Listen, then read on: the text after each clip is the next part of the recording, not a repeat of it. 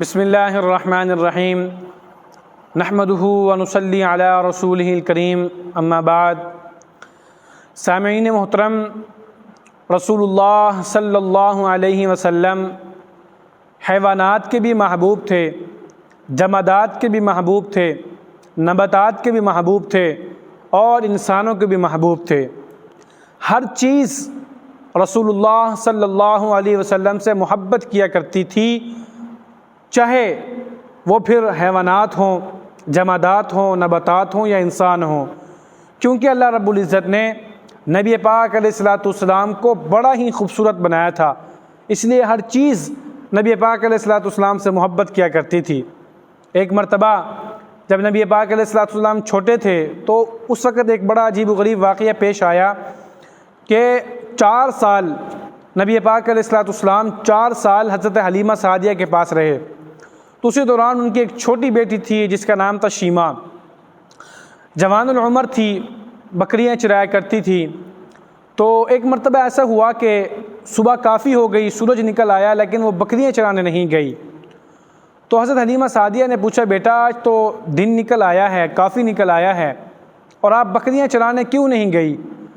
تو بیٹی کہنے لگی کہ امی جان مجھ سے بکریاں نہیں سنبھلتی، آپ میرے ساتھ کسی کو بھیج دو۔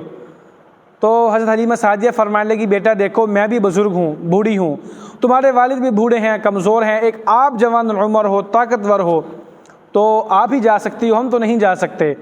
تو شیمہ کہنے لگی کہ امی جان چلو آپ نہ آئیں، میرے والد نہ آئیں، یہ جو میرا بھائی ہے نا محمد صلی اللہ علیہ وسلم، ان کو میرے ساتھ بھیج دو۔ تو حلیمہ سعدیہ فرمانے لگی، بیٹا کیا بات کر رہی ہو، آپ بکریوں کو سنبھالو گی یا اپنے بھائی کو سنبھالو گی؟ تو شیمہ کہنے لگی، نہیں امی جان آپ ان کو میرے ساتھ بھیجو گی تو میں جاؤں گی، وگرنہ میں نہیں جاتی۔ تو حلیمہ سعدیہ فرمانے لگی، ٹھیک ہے آپ ان کو اپنے ساتھ لے جاؤ، لیکن آپ نے ایسی کیا چیز دیکھی جو آپ ان کو اپنے ساتھ لے کر جانا چاہ رہی ہو؟ تو شیمہ کہنے لگی کہ امی جان 3 چیزیں میں نے بڑی عجیب و غریب دیکھی۔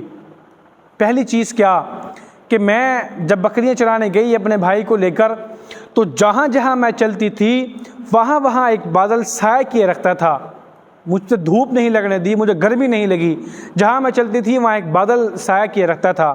دوسری چیز کہ میں نے اپنے بھائی کو ایک درخت کے نیچے بٹھا دیا، 2 شخص آئے اور انہوں نے میرے بھائی کو دیکھا اور کہنے لگے کہ بڑا خوبصورت بچہ ہے اور بڑا اس کے چہرے پر نور ہے، یقیناً یہ بڑا ہو کر بڑی ہستی بنے گا۔